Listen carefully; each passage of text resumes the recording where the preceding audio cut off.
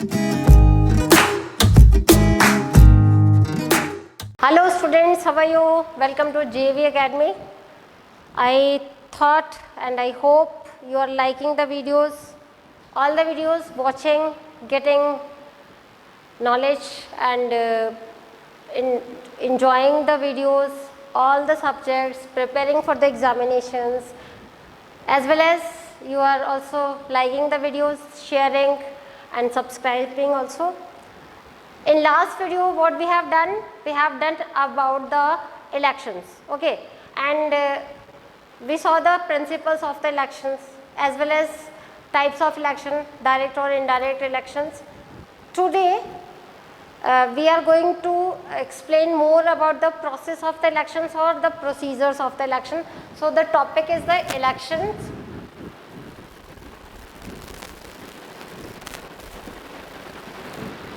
सो elections में हमने जो चीज़ क्या की थी, हमने प्रोसीजर किया था, election procedure.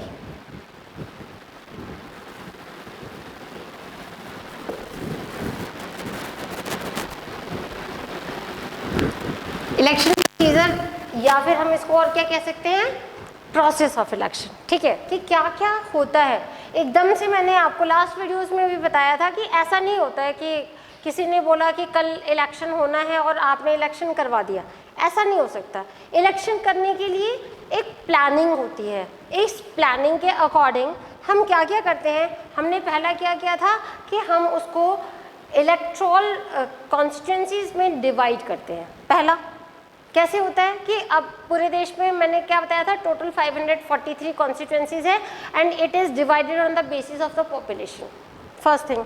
Secondly reserve constituencies so that everybody get the chance to win the election, to contest the election, तो सबको मौका मिले इसमें कंटेस्ट करने का, इक्वालिटी को फॉलो करते हुए, फ्रीडम को फॉलो करते हुए, जस्टिस को फॉलो करते हुए, डेमोक्रेसी के सारे एलिमेंट्स को फॉलो करते हुए। हमने जो अगला प्रोसीजर देखा तो उसमें हमने देखा रिजर्व कॉन्स्टिट्यूंसीज में बटे होते हैं, जिसकी वजह से मैंने बताया था टोटल 543 हैं, तो उसमें जनरल के लिए 512 है, एससी के लिए 84 है एंड एसटी के लिए 47 है। तो टोटल मिला के 543 सीट्स जो होती हैं वो बन जाती हैं। इसमें सबको मौका मिल जाता है इलेक्शंस को लड़ने का।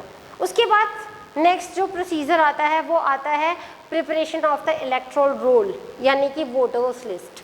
वोटर्स लिस्ट को बनाने का मतलब होता है कि हमें पता है इलेक्शंस एक पर्टिकुलर इंटरवल के बाद होते हैं, यानी कि 5 साल, 4 साल, 6 साल, जो भी जिस देश का प्रिंसिपल है उसके अकॉर्डिंग।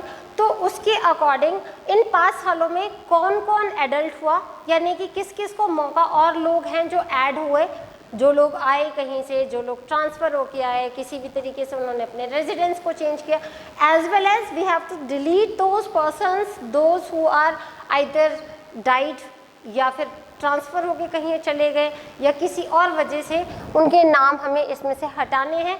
तो ऐसी एक लिस्ट तैयार की जाती है, क्योंकि जब आप वोटिंग करने जाते हैं तो वहाँ पे आपको जाते ही आपको जो आपका कार्ड होगा उस कार्ड के थ्रू आपको क्या करना पड़ेगा, वहाँ दिखाना पड़ेगा कि आपका वोटर लिस्ट में नाम है। अगर आपका वोटर लिस्ट में नाम है तभी आप वोट डाल सकते हैं। किसी को भी वोटर्स लिस्ट में नाम नहीं है तो वोट डालने का अधिकार नहीं है। सो फर्स्ट थिंग कि आप लोगों को आपका नाम वोटर लिस्ट में डलवाना ही पड़ेगा, क्योंकि गवर्नमेंट को क्या पता कि कौन इंटरेस्टेड है और वो है, तो उसके लिए ये प्रूव करता है कि you are the citizen of the country और you are the part of this election. तो इसलिए आपका वो जो सेकंड प्रोसीजर है, वोटर लिस्ट में नाम दर्ज करवाने का काम आपकी ड्यूटी है, गवर्नमेंट करती है, इसलिए वो प्रिपेयर करती है। एक इलेक्टोरल रोल बोलते हैं उसे, या वोटर्स लिस्ट बोलते हैं। उसके बाद हमने नेक्स्ट देखा कि नॉमिनेशन ऑफ द कैंडिडेट्स। अब नॉमिनेशन ऑफ द कैंडिडेट में हमने बोला कि वोटर्स लिस्ट में नाम होगा तो आप वोट डाल पाएंगे, लेकिन आखिर इलेक्शंस लड़ेगा कौन, ठीक है, हर कोई तो नहीं लड़ सकता। वोट तो आप सब डाल सकते हैं, जो भी 18 ईयर्स के अबव का है वो वोट तो डाल सकता है, लेकिन हर कोई इलेक्शंस तो नहीं लड़ेगा ना। इलेक्शंस लड़ने के लिए कुछ ही लोग लड़ेंगे। तो सबसे पहली बात, जैसे कि वोटर्स लिस्ट में आने के लिए या वोट को कास्ट करने के लिए अगर आपकी एज 18 होनी चाहिए, तो अगर आप किसी इलेक्शंस को लड़ना चाहते हैं तो आपकी एक पर्टिकुलर एज होती है, जिसे मैंने बताया था कि या आप अगर आप एमपी का इलेक्शन लड़ना चाहते हैं तो आपकी एज 25 होनी चाहिए, नॉट लेस देन 25। और अगर आप राज्यसभा के इलेक्शंस के लिए या राष्ट्रपति का इलेक्शन के लिए लड़ने चाहते हैं तो उसके लिए आपकी एज मिनिमम 30 ईयर्स तो होनी ही चाहिए। तो this is the basic thing. अब जो नेक्स्ट चीज़ आती है, अब वो आती है हमारी कि और क्या क्या करते हैं नॉमिनेशन के लिए। तो नॉमिनेशन के लिए मैंने आपको बताया था कि सबसे पहले आपको क्या करना पड़ेगा, इलेक्शंस लड़ने के लिए आपका नाम वोटर लिस्ट में होगा तभी आप इलेक्शन लड़ सकते हैं, क्योंकि वो एक गारंटी है, वो एक सिक्योरिटी है, वो एक प्रूफ है कि आप एक सिटीज़न हैं जो कास्ट कर सकता है वोट, वो कंटेस्ट भी कर सकता है इलेक्शन। उसके अलावा जब आप नॉमिनेशन फॉर्म भरते हैं तो हमने क्या देखा, nomination of the candidates. Third procedure अगर हम बात करें तो आपको फर्स्ट और सेकंड प्रोसीजर्स आपको पिछले वीडियोस में मिल गई होंगी। Nomination of the candidates. तो उसके लिए क्या क्या रूल्स हैं वो हमें देखना है। तो उसमें हमारा जो सबसे बड़ा रूल है वो ये है कि मैंने आपको बोला आपका नाम वोटर्स लिस्ट में ज़रूर होना चाहिए। वोटर्स लिस्ट में नाम है, it means you are eligible for contesting election. Okay जी, हो गया आपका नाम, आप इलेक्शन तो लड़ लोगे। लेकिन इसके अलावा एज, तो एज जो है वो अगर आप एमपी के लिए या आप एमएलए के लिए इलेक्शन लड़ना चाहते हैं तो मिनिमम जो है एज जो है वो आपकी होनी चाहिए 25 ईयर्स। ठीक है, और कितनी आगे, जब तक आपकी कैपेबिलिटी है, जब तक आप पॉपुलर हैं, जब तक आप इसके लायक है, एलिजिबल हैं। उसके अलावा अब और आपको क्या करना है, आपको एक वहाँ पे जाके आपको एक नॉमिनेशन फॉर्म भरना पड़ेगा।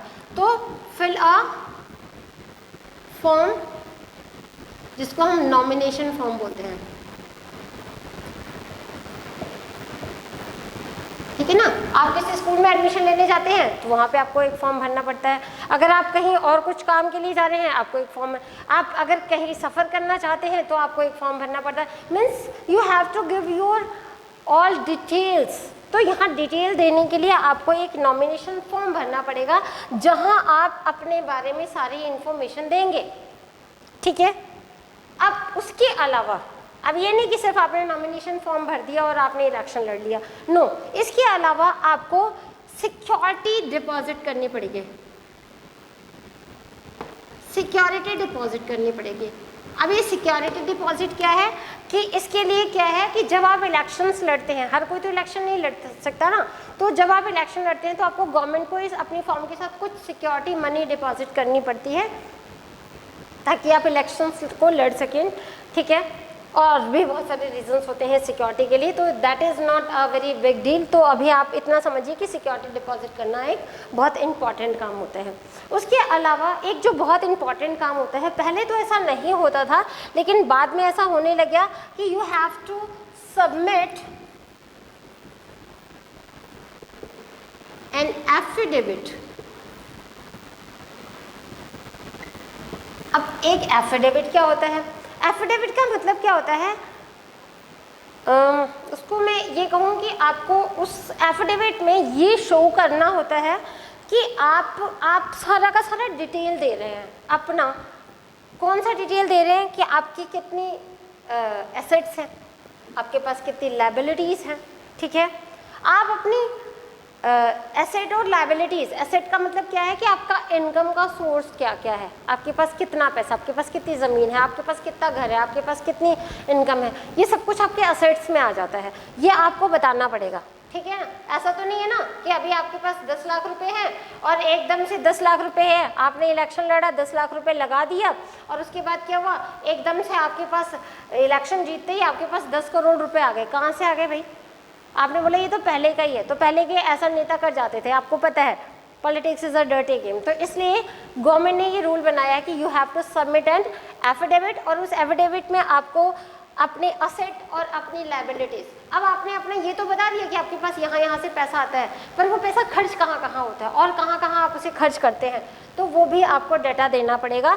जितना पैसा है, अगर आप झूठ बोल रहे हैं तो क्या सचमुच आप टैक्स भी भरते हैं इतना पैसों का? क्या पता आपके दिमाग में ये चल रहा हो कि मैं इतना दे देता हूँ, बहुत जल्दी इतने पैसे तो कमा ही लूँगा। तो आपसे गवर्नमेंट पूछेगी कि अगर आपके पास इतने एसेट थे तो क्या आपने कभी टैक्स भरा इतना? तो ये भी एक ड्यूटी है। तो हमने देखा सबमिट करना पड़ेगा आपको एक एफिडेविट, जिसमें आपको अपनी असेट और लायबिलिटीज़ का बताना पड़ेगा। असेट और लायबिलिटीज़ के अलावा आपको ये भी बताना पड़ेगा कि क्या आप पर कोई सीरियस क्रिमिनल केस तो नहीं चल रहा है, any pending case, criminal cases.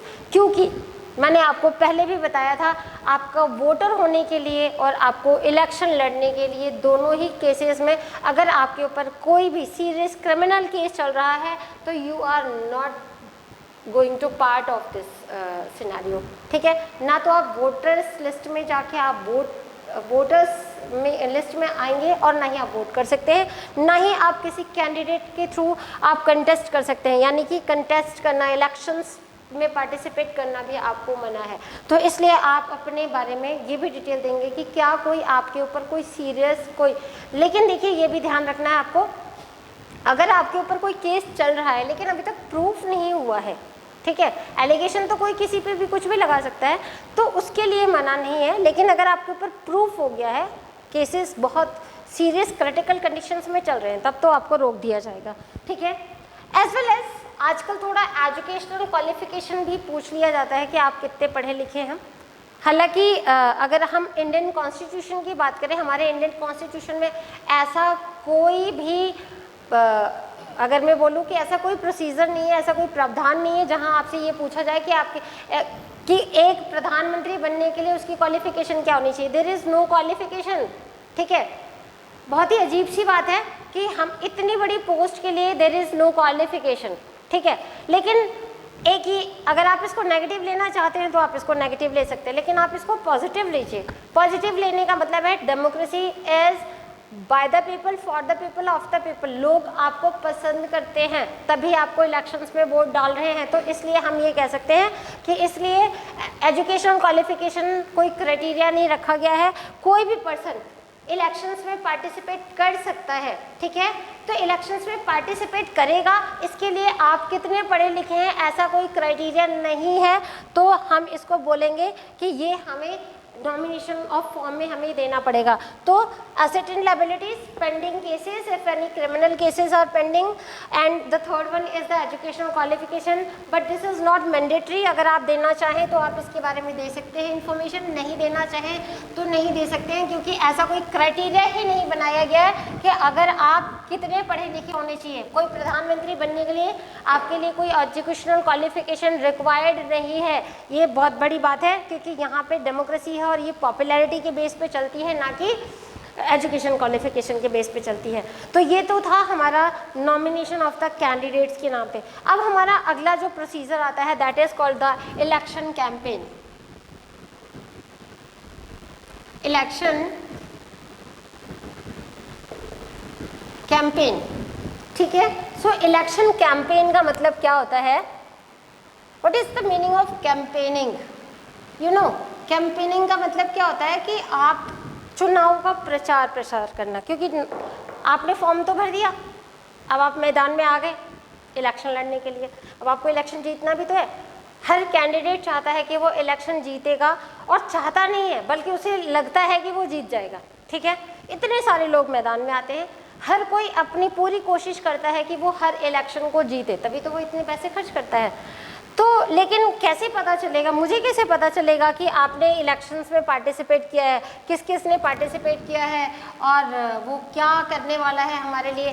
तो इलेक्शन कैंपेनिंग में जो सबसे बड़ा जो मुद्दा होता है वो ये होता है कि हर कैंडिडेट कोशिश करता है कि वो वोटर्स को अपनी तरफ अट्रैक्ट करे। अब अट्रैक्शन पॉइंट क्या होगा? वो अपनी पॉलिसीज़ और प्रोग्राम्स के थ्रू आपको अट्रैक्ट करेगा, ठीक है ना। हमें क्या करना है कि उसकी वो क्या लाइफ है, वो तो कैंडिडेट्स की नॉमिनेशन फॉर्म में वो तो इलेक्शन कमिश्नर का काम है, वो देखेगा कि भाई इस पे केसेस चल रहे हैं या नहीं चल रहे हैं, उसके पास कितनी एसेट है, कितनी लायबिलिटीज है, इससे हमारा कोई हमें तो एक चीज़ से मतलब है कि अगर आप इलेक्शन लड़ोगे और अगर इलेक्शन जीतोगे, अगर हमने वोट दिया आपको और अगर आप जीत गए तो आप हमारे लिए क्या करोगे, क्योंकि हम तो आपको अपने लिए बना रहे हैं वहाँ पे, ठीक है।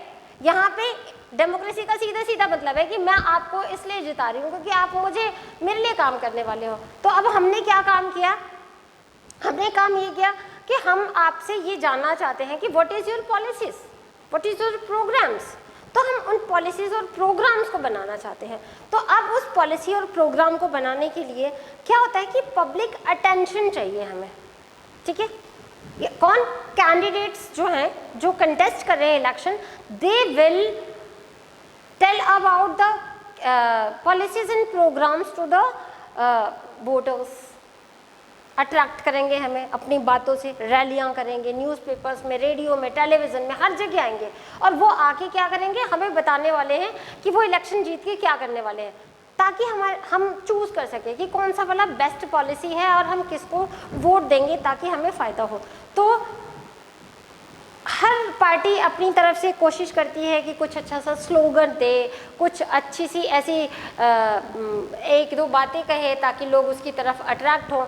तो अगर हम देखें, इंदिरा गांधी ने जब इलेक्शन लड़ा था तो उन्होंने कहा था गरीबी हटाओ, ठीक है। तो गरीबों को लगा था कि अच्छा ये अगर जीत जाएंगी तो गरीबी हट जाएगी, तो उन्होंने वोट दिया भी था, बहुत सारा वोट मिला था और वो जीत भी गई थी, ठीक है। वो बात की बात हम करेंगे कि जीती गरीबी हटी या नहीं हटी, पर उन्होंने कहा तो गरीबों के मन में एक आशा हुई।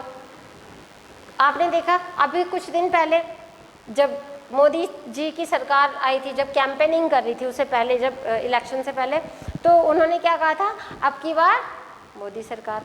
क्यों कहा था, ताकि वो ये कह रहे थे कि आपने इनको मौका तो दिया बहुत सालों तक, अब आप मुझे भी मौका दे के देखिए और देखिए कि मैं आप इस देश को कहाँ तक ले जाता हूँ, किस हाइट्स तक लेके जाता हूँ। सो इस टाइप के जो स्लोगन्स वगैरह हैं वो दिए जाते हैं। तो कई बार डिफरेंट पार्टीज़ जो हैं, सबसे पहली बात तो वो क्या करती है, डोर टू डोर जाती हैं, डोर टू डोर जाके और वो कैंपेनिंग के time they beg for the votes, you can say. Why I am saying beg, because अब मांगी तो नहीं है, प्लीज़ दे दो ना। उसके बाद वो नेता वो उसी दिन नज़र आता है, 5 साल तो नज़र नहीं आता। तो दे बैक फॉर द, तो they visit door to door first thing, as well as what they do, rallies करते हैं,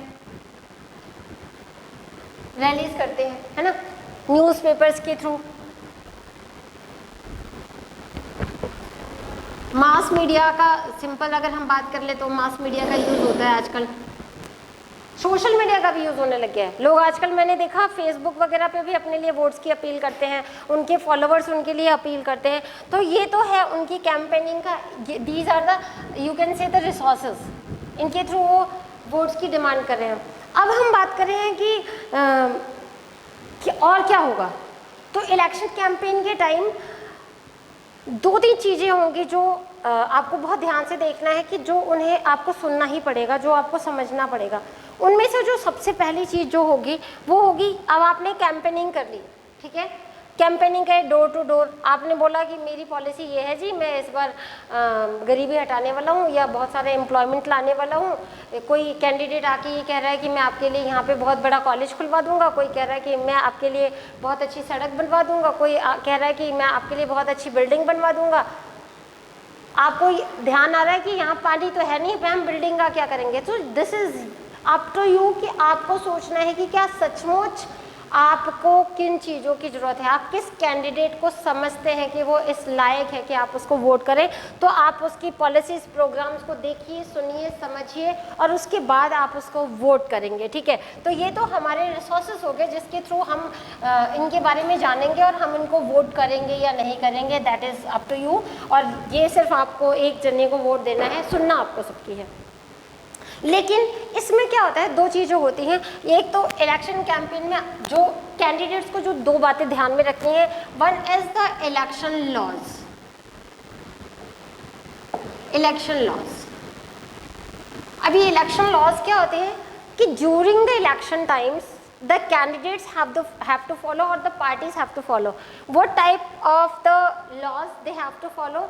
One is this, that is if you talk about कि क्या क्या करना है और क्या क्या नहीं करना है, तो एक कैंडिडेट को नहीं करना है, ये ध्यान रखना है। जब भी अगर आप आंसर लिखते हैं, ऑब्जेक्टिव है तो प्रॉब्लम ही नहीं है, उसमें तो आपको टिक ही लगाना है।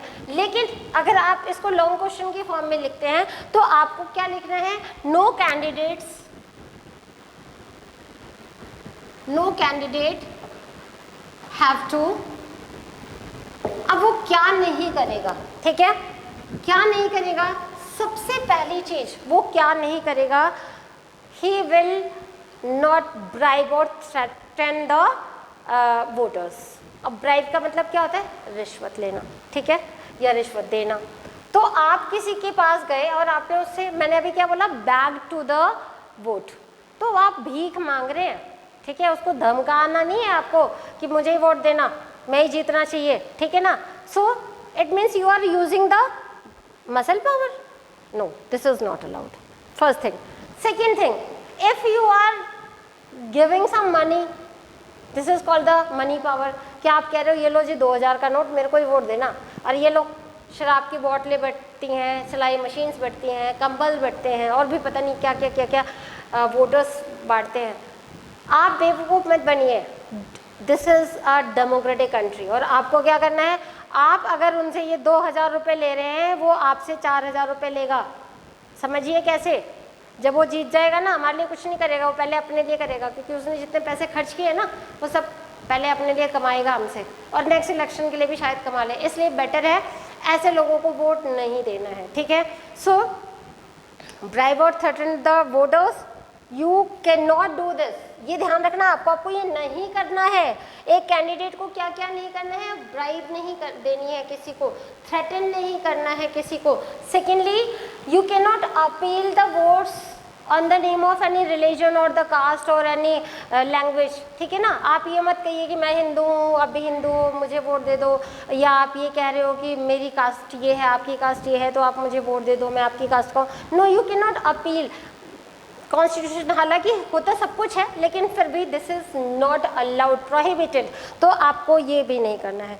Second thing, you can not, if you are in the government और you are in the ruling government, तो आपको क्या करना है? You can not use the government vehicles और द पेपर और द टेलीफोन और एनीथिंग, द रिसोर्सेज और aircrafts, you can not use it. तो आपको क्या करना है? इलेक्शन लॉ के अकॉर्डिंग आपको वो चीज़ें, रिसोर्सेज वगैरह इलेक्शंस में यूज़ नहीं करनी है, that is the government resources. And वो जो बहुत इंपॉर्टेंट चीज़ है कि एक एमएलए के इलेक्शन में और एक एमपी के इलेक्शन में कितने पैसे खर्च होंगे,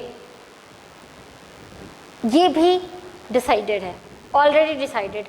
it means if you are contesting an election for the MP, you cannot expend more than 25 lakh, okay, and if you are contesting election for the MLA, you cannot spend money more than 10 lakh। इससे ज़्यादा अगर आप करते हैं तो मेरे जैसा गरीब आदमी तो कभी इलेक्शन ही नहीं लड़ पाएगा। मेरे पास तो इतने ज़्यादा पैसे है ही नहीं, बट मैं तो, मेरे पास एक चीज़ है, पैसा तो नहीं है, बट मैं बहुत ईमानदार हूँ। मैं अगर ईमानदार हूँ, मैं बहुत ईमानदार हूँ, मैं बहुत इंटेलिजेंट भी हूँ और मैं सब कुछ है, लेकिन मैं इलेक्शन ही तो नहीं लड़ सकती, क्योंकि मेरे पास पैसा तो है ही नहीं। पैसा तो उसके पास है जो इंटेलिजेंट भी नहीं है और जो क्या नहीं है, जिसके पास पैसा ना होते हुए भी वो पैसा है लेकिन वो ईमानदार नहीं है। तो फिर ऐसे कोई वोट देना चाहोगे या एक गरीब को देना चाहोगे, पर वो इंटेलिजेंट होना चाहिए। So this is the way, this is the way, that is why this is prohibited कि those who will expend or spend more than 25 lakh for the general elections and in assembly elections more than 10 lakh, तो वो भी मना होता है, उसके ऊपर भी फिर पता लगाया जाता है और इलेक्शन कमीशन ऐसे इलेक्शंस को रिजेक्ट भी कर सकते हैं, रीपोल भी करा सकते हैं। तो ये बहुत बड़ी बात है। तो these are the election laws. Second चीज़ एक और होती है इन इलेक्शंस के अलावा, तो जो सेकेंड चीज़ होती है वो होती है that is the model code of conduct. Model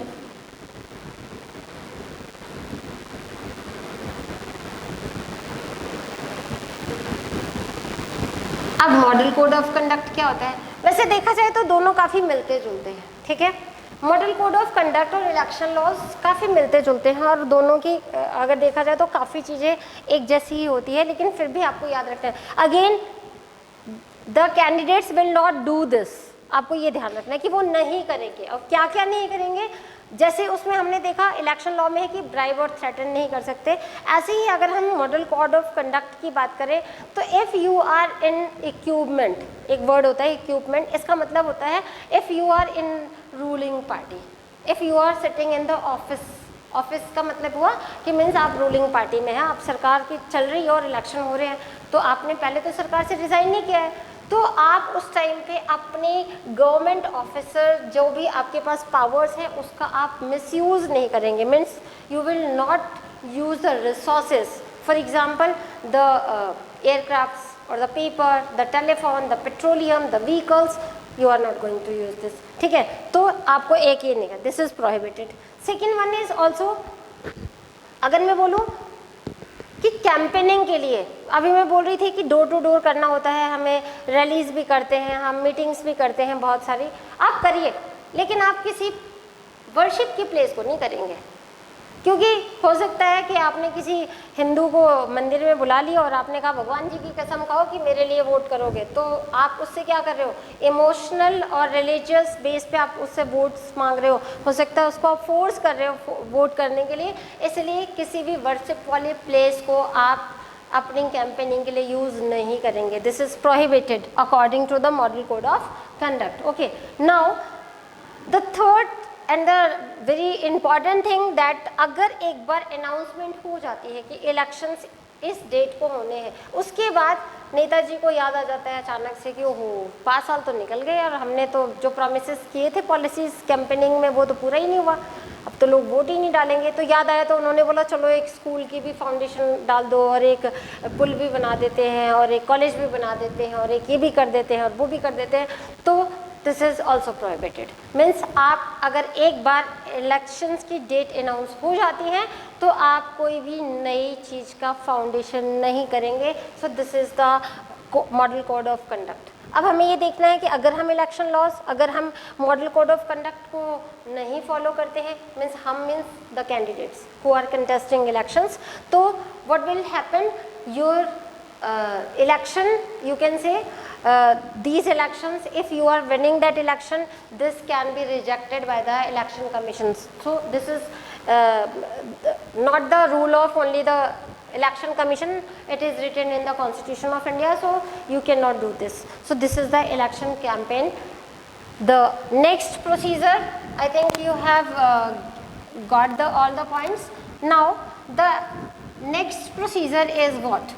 अब क्या हुआ, आपने वोट भी मांग दिया, अब वो डे आ गया जिस दिन आपको वोट डालना है, ठीक है। तो आपको अब वोट डालना है तो क्या करना पड़ेगा, यू हैव पोलिंग एंड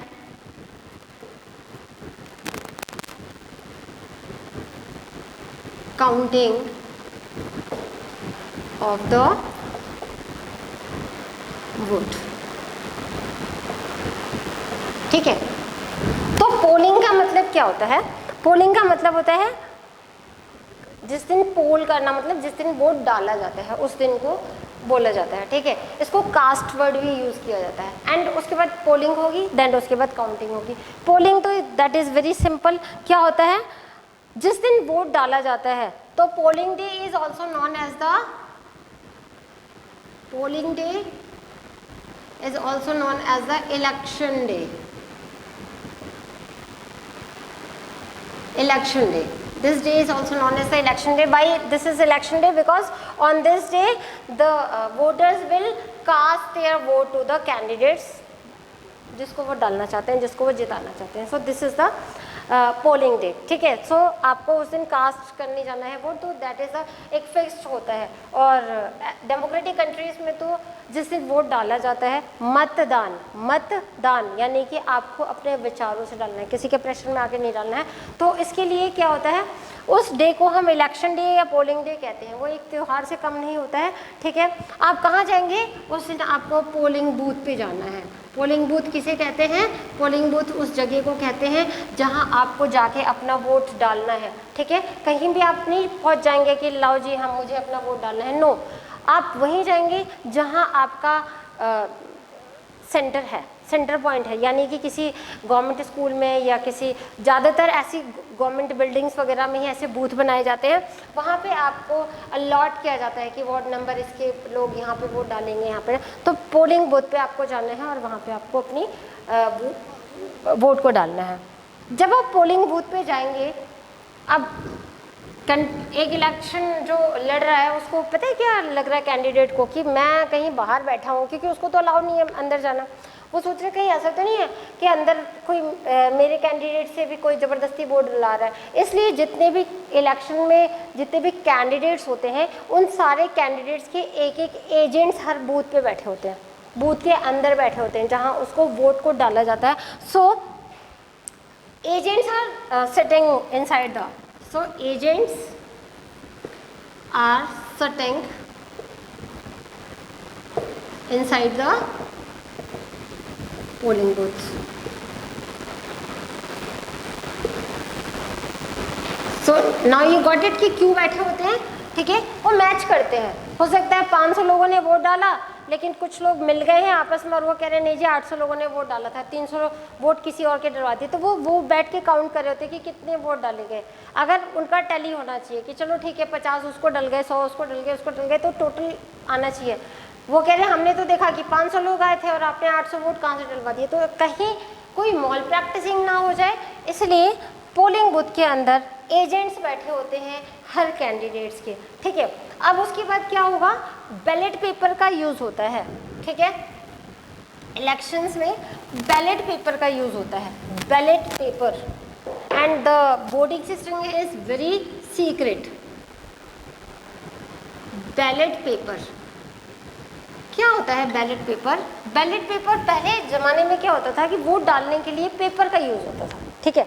अब पेपर का यूज़ होता था तो क्या होता था, फॉर एग्जांपल अगर मैं आपको बताऊं कि दिस इज़ अ पेपर, ठीक है, आप समझ सकते हैं कि ये एक पेपर है, ठीक है। इस पेपर को हमने क्या देखा कि this paper is written just like, you can say कि यहाँ पे येलो कलर में समझिए कि ये कैंडिडेट का नाम है, ठीक है, और यहाँ पे सोचिए कि ये उसका सिंबल है, ठीक है।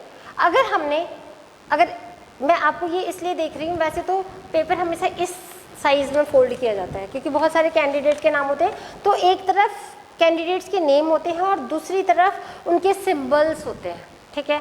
अब क्या किया जाता है कि जब कैंडिडेट क्या करता है कि या तो उसको पहले स्टैंप किया जाता था, तो वो क्या करता था, वो स्टैंप लगा देता था, और स्टैंप लगा के अगर नेम को, अगर उसको मान लो कि जिसको भी वोट डालना है तो यहाँ उसका नाम है, यहाँ उसका, तो वो उसको ऐसे फोल्ड इसलिए करता था कहीं ऐसा ना हो कि वो इंक दूसरी तरफ लग के दो लोगों का, क्योंकि अगर दो अलग अलग लोगों पे अगर वो इंक लग गई तो वो इनवैलिड हो जाएगा वोट, क्योंकि हमें तो नहीं मालूम ना कि आपने रियल में किसको वोट दिया था। इसलिए यहाँ सिंबल है, यहाँ नाम है, तो अगर आपने दिया और इसको ऐसे फोल्ड किया तो क्या हुआ, नाम और उसी के सिंबल के सामने लगा तो ये वोट काउंट होगा। अगर उसने यहाँ पे लगाया और उसने इसको ऐसे फोल्ड कर दिया और वो इंक यहाँ पे लग गई तो हमें तो नहीं मालूम कि ऊपर वाले को दिया था कि नीचे वाले को दिया था। सो ये एक बैलेट पेपर के थ्रू वोटिंग की जाती थी जिसमें सारे कैंडिडेट्स के नाम होते थे और उसी के अगेंस्ट में उसके बिल्कुल सामने उसके सिम्बल्स होते थे और जिसको वोट डालना होता था उसके नेम और सिम्बल के सामने वो वोट डालता था। So this is called the ballot paper, ठीक है। सीक्रेट वोट डाला जाता है, यानी कि जब आप वोट डालते हैं तो कोई किसी को देख भी नहीं सकता, कि किसी को बता भी नहीं सकता। So this is the ballot paper, ठीक है। उसके अलावा अगर हम बात करें, आजकल बैलेट पेपर थोड़ा कम यूज़ होने लग गया, आजकल ईवीएम का यूज़ होने लग गया है। EVM, electronic voting machine, electronic voting machine, ठीक है। तो इलेक्ट्रॉनिक वोटिंग मशीन का सीधा सा मतलब ये होता है कि अब लोग अगर वोट डालने जाते हैं तो एक मशीन होती है, उस मशीन पे सारे कैंडिडेट्स की जस्ट लाइक बैलेट पेपर, लेकिन वो इलेक्ट्रॉनिक मशीन है। यहाँ पे पेपर बचाया जा रहा है, अच्छी बात है। पेपर का यूज़ करने का मतलब था कि क्या होता था, टन्स ऑफ पेपर यूज़ होता था और इसकी वजह से हमारे बहुत सारे पेड़ कटते थे। तो इसलिए इलेक्ट्रॉनिक वोटिंग मशीन में एक तरफ कैंडिडेट के नाम, दूसरी तरफ सिंबल, बीच में एक बटन होता है। आप जिसको भी डालना चाहते हैं उसके सामने वाले बटन को आप प्रेस करते हैं तो वो थोड़ी देर के लिए लॉक हो जाता है। जैसे ही आप बाहर निकलते हैं वो ऑन हो जाता है, यानी कि आप एक साथ 2-3 बटन नहीं दबा सकते और आपका वोट कास्ट हो गया। So this is the polling. And अब अगला प्रोसीजर क्या होगा, अब आपने वोट डाल दिया, नेक्स्ट डे एक पर्टिकुलर जगह पे फिर से सब लोग वहाँ पे वोट्स की काउंटिंग होगी, फिर से वहाँ एजेंट बैठे होंगे और वोट्स की काउंटिंग होगी। और सबसे ज़्यादा जब काउंटिंग हो जाएगी तो लास्ट जो प्रोसीजर होगा that is called the declaration of